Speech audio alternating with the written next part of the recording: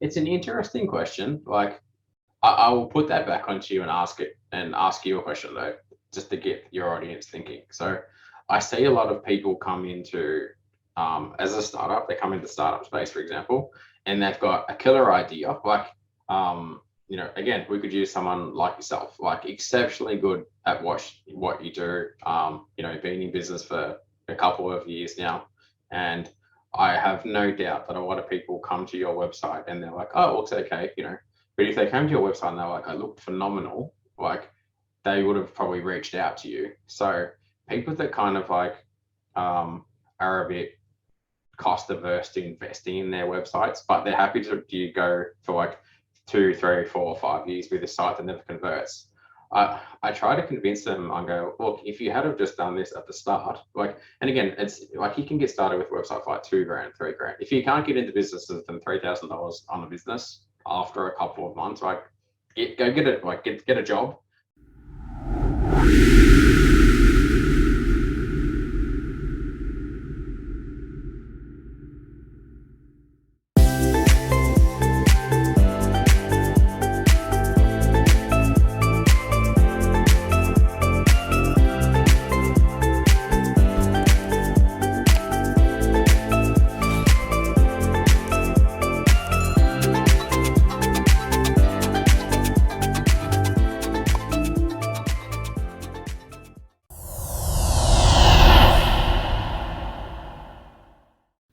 Talking with the experts.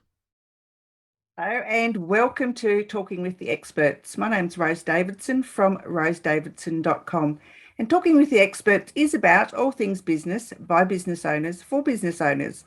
And you can find it on all good podcasting streaming platforms and on YouTube. And today it's my very great pleasure to introduce you to Paul. Paul is the CEO, founder, owner of Insiteful. And Insiteful is a digital marketing company.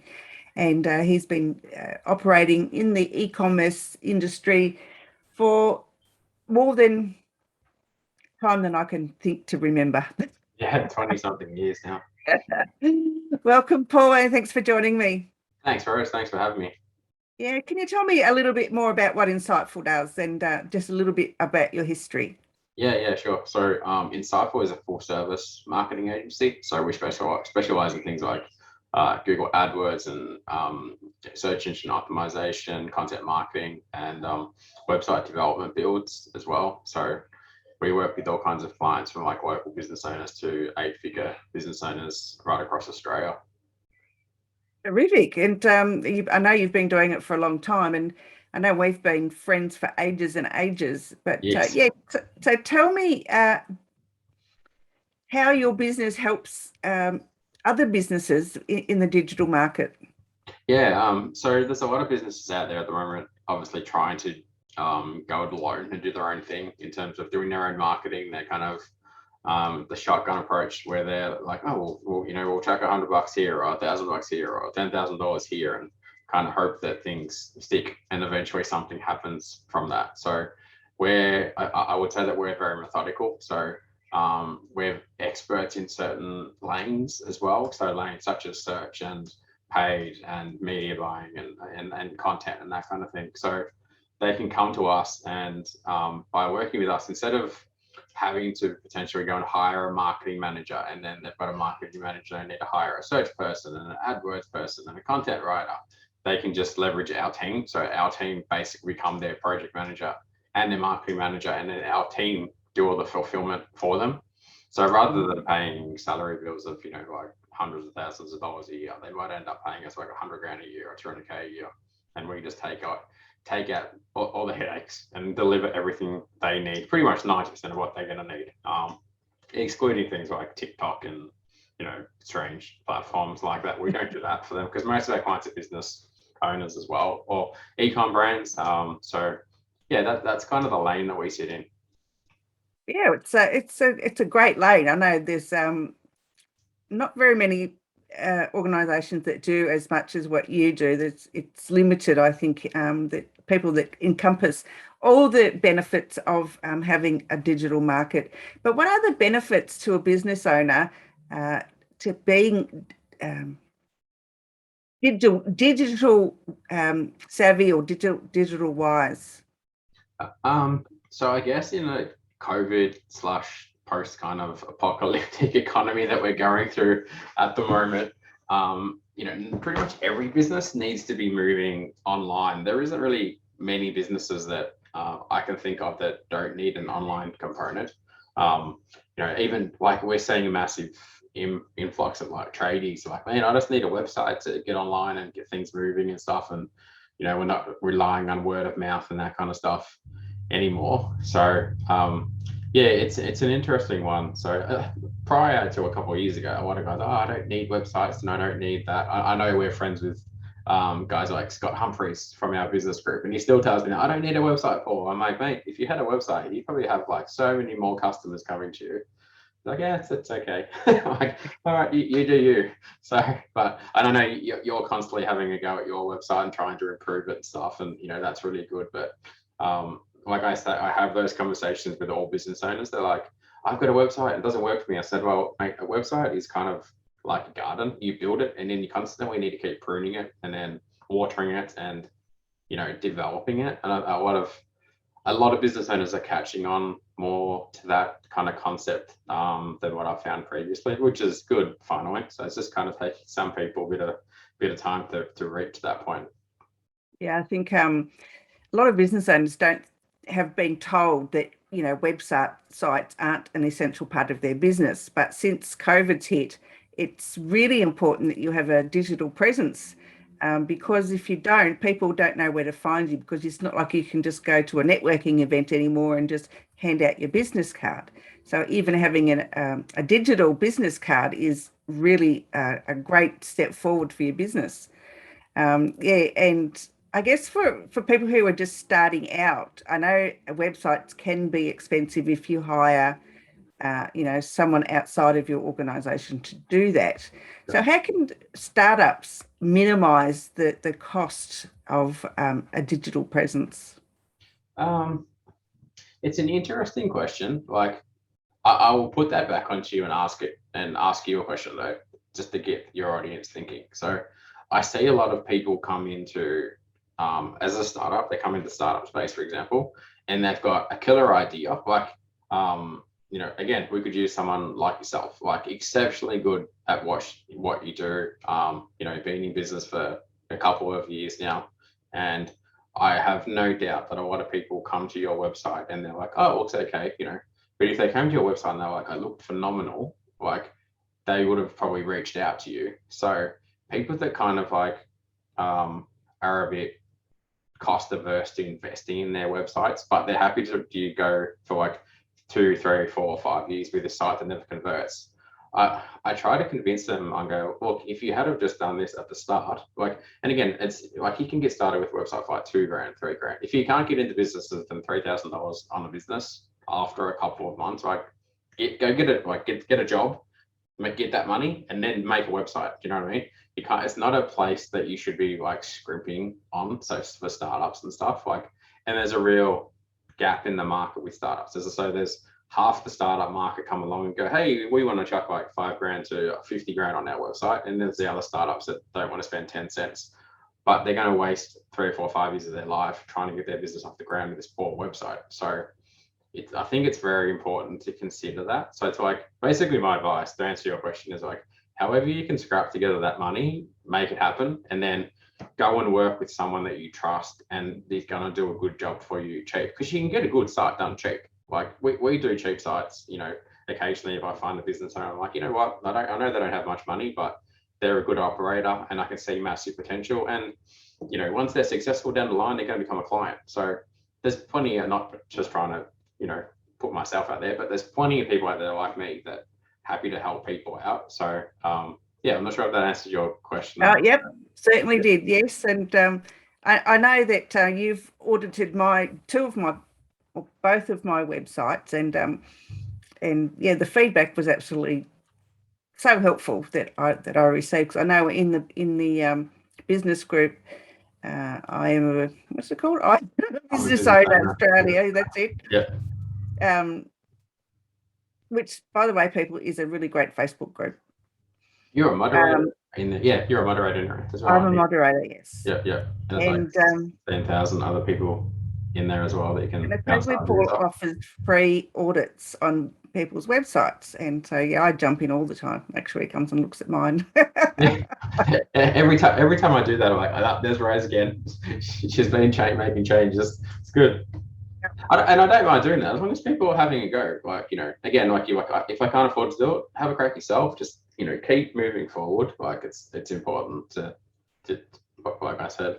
Yeah, and get the, if people are offering free audits and, they're only in there for 5 minutes, at least they're having a look around and they can give you some positive feedback on, the things that you can improve upon, because I know websites are a work in progress from inception to forever. You just can't just make one and then just leave it. You've got to actually work on it and improve it, or add things or take things out to make it so it's interesting for customers or potential customers to come and buy from you. Yeah. Just make sure you're careful of like who you're taking advice from. There's a lot of people that go, I'll give you an audit. I'm like, mate, you've got no place giving anyone an audit. Like, you actually don't know. You don't understand user experience. You don't understand conversion rate optimization. You don't understand how to run traffic to a site. So like, unless someone knows how to do all of those components, and not trying to be ego here, but like I know them very well, so I can go, okay, if we run AdWords at your site or SEO, this is what we need to happen on this site for actually to convert. So you do have to be careful in some communities where people will kind of lead you astray and that kind of thing. Yes. So yeah, I've had some of those that say, oh yeah, let me do an audit. So yeah, here you go. And then, they want to change the whole site, and then, and I'm like, oh, give me a password and I'll work on the back end for you. Oh God, no, thank you. yeah, exactly. So careful. I guess, Paul, explain something of people that aren't really tech savvy and don't know about digital marketing and all that sort of thing. So in your digital marketing services that you offer, other than the SEO, how can that help people grow their business? Okay. So if we use, for example, tell me about your audience. What kind of people listen? And I'll use them as an example. Like, is it Well, it's business owners everywhere, like yourself. Any particular? No, from all niches. From all niches. It's the audience is business owners in all niches. It doesn't really matter. It's not targeted towards any single one. Yeah. So let's assume that we're talking to a global service business. Could be a tradie or a window washer or a sparky or something along those, or a gardener or whatever. Digital marketing, the way that you want to utilize it in your business is quite simple. The first thing that you want to figure out is, what are you prepared to pay to acquire a customer? So as an example, right, like I'm in the process of going to renovate my backyard, and I've got lots of mates. I could pay for it and just go, pay someone 20, 30K, whatever, and get them to do it, or I'll do it myself. But assuming that a landscape is going to charge like 20 grand to do that job, then he knows right off the top of the the bat is like, well, I'm prepared to pay like $2,000 because that's going to generate me $20,000. So now, where is the best use of my money to generate those inquiries? So as an example, he could go, all right, we're going to start using Google AdWords. So I'm just, let's assume we're in we live in Essendon. So they go, okay, according to data, it's going to cost me $2 per click to get a click from Google to my website, and I'm prepared to spend like $2,000 to get those clicks to convert into a sale. So that means as long as I'm converting like one in like every 200 or so, then that's profitable to me. And then the other thing you got to think about is, if that person then refers you on to 10 of their mates, so you've spent like $2 grand to acquire like tons of like thousands and thousands of dollars, like whatever that works out, $200,000 worth of work, then that's how you can really utilize digital to scale your business rapidly. And it's the same with small businesses. It might be like, okay, I'm an osteo. My first visit, I'm happy to break even. I'm going to charge them $70, but I know that, so that means I'll get a click for $1, $2. I'll get 40 clicks, so it's $80. So I might potentially lose $10 on the first visit, but So that's how you're using digital. But that person's going to come back once a month. And let's just assume they're paying you $100 for the next 11 months. Then you're making $1,100. So you've acquired the customer for $70 and you're making all this money over that year and next year and the next year. And then you're acquiring their friends and their family as well. So I don't think a lot of people really factor that in when they do their marketing about like, they're kind of like, oh, I need to break even straight away. I'm like, no, you don't, because it's like whoever can spend the most to acquire a customer, keep the customer, and increase the maximum amount of money that they get out of that customer is gonna like crush business. So it's like, to give you an example, with my previous business that I sold, Warcom, we would often run sales where we would go and sell HDMI networking cables, you know, the cable that you hook up to your monitor and TV. And we'd buy them for like $5 and we'd sell them for $4 and we'd do free shipping. Shipping was costing us like $3 or something. So every order I did, I was losing like $3 or $4. But the next week we would email those, let's just say 1,000 people that we've lost a grand or a couple of grand, whatever it is.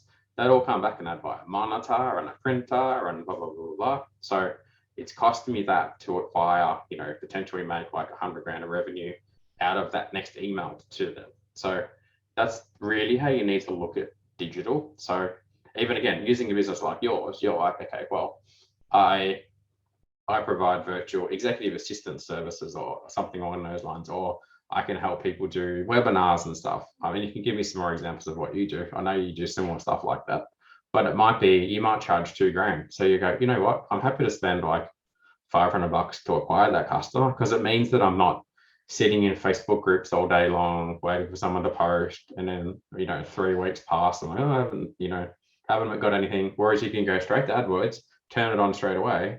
Tomorrow you've got a customer, spent $500 to make $1,500, and if you can do that all day long, then all you do is you take yourself out of the equation, you know, build a team, and you go, okay, well, I'm going to pay my team $500 to do that task. So it costs me $500. I pay someone $500. I do nothing, and I make $1,000. You go, cool. Just keep coming. Let that flood through. You know what I mean? Yeah, it's a process that a lot of people don't understand, and I take that on board, because unless it's really explained, you know, really basically to somebody who is not tech savvy or doesn't know, you know, about AdWords or Facebook ads or anything like that, you know, they don't know how it works, and so they shy away from it, and a lot of times think it's too expensive to implement, but they don't realize the return on their investment in the long run. And they're always looking at the short-term benefits, I think, rather than the long-term. Yeah. Most people are very funny. They look at money and they go like, oh, it's a waste of money to do this because it may not work or it may work or whatever, but either way, it's too expensive. But they put like no value on their time. I'm like, mate, you're like 50 years old. You might only need to live another 10 years, 20 years or something. I'm talking to generally people. Like, I spoke to a guy yesterday and I said this to him, like, you know, you might only be around another 10 years. Like, make your money now rather than like wasting your time for the next 10 years. And like, in the next 2 years, you could have 100 grand, 200 grand, 300 grand in the bank, and you go, don't need to work now. Going to go spend my time with my grandkids. So it's like, I think a lot of people need to look at that as well. So it's sure, okay, I might do it and it might not work, or I might do it and it might crush it, or I might do it and it might be in the middle, in which case I keep changing what I'm doing till it works. But yeah, time wastage is so important. Like, so it's just something to keep in mind for all business owners, especially coming back to my point before. Like, so, you know, again, like a tradie comes to us and they're like, you know,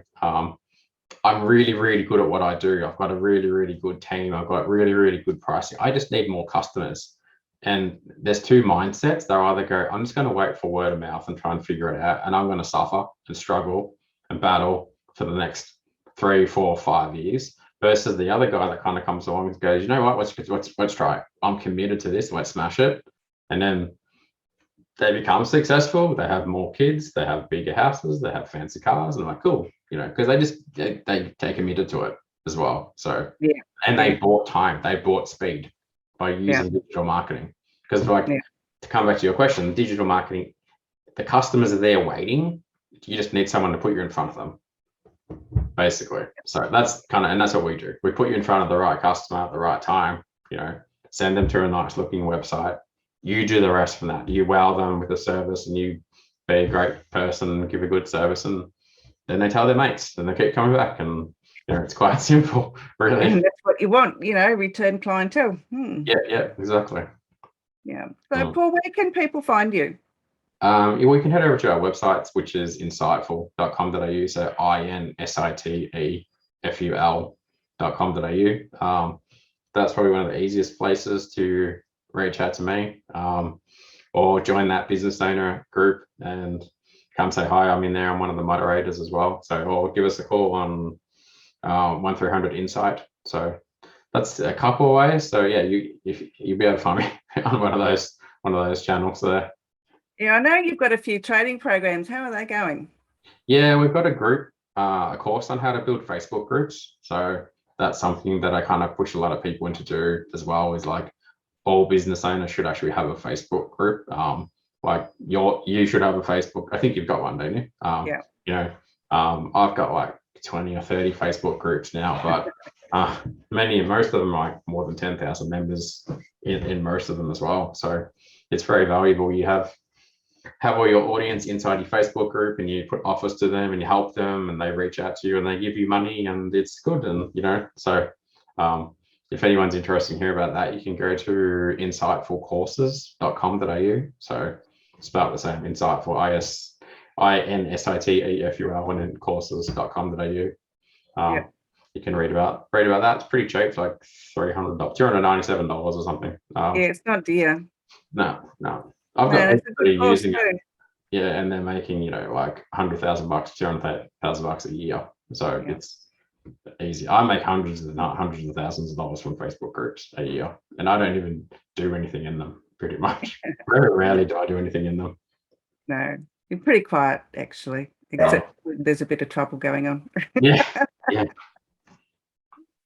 I have done Paul's courses. I was fortunate enough to be able to do the beta courses before he actually launched them, and they're really great courses, I must say. They're full of information, and the videos aren't overly long, so you're not sitting there bored shitless. So and so it's quite good. You and Tim did a good job. Yeah, that's good. I think it's less than 2 hours. It's literally me and Tim sitting on my couch just talking. What would you do here? Absolutely. Yeah, simple. Yeah, so it's really good.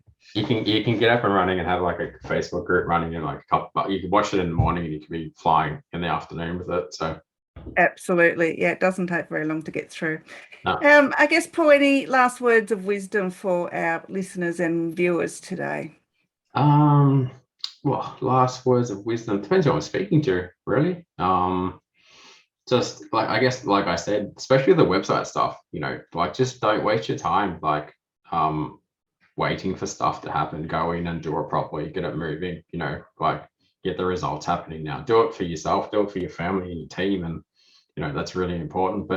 And again, digital is not complicated. Just go and find someone to do that who's actually very good at what they do. And when you find someone that you think is very good at what they do, go and ask to speak to their customers. So, go, hey, can I speak to like 3 or 4 of your clients that like you, Paul? And then go with them. There's so many dodgy people, dodgy guys in Facebook groups and stuff that are like, hey, we're Australia's best agency and we're the best blah, blah, blah. Like, no, actually go and speak to their customers, and you'll have a much better experience. So yeah, I hope that helps. Gives you some good insight of how to get started. Yeah, thanks so much, Paul, for joining me today. It's been a terrific conversation. Thanks for having me, Rose. I appreciate your time.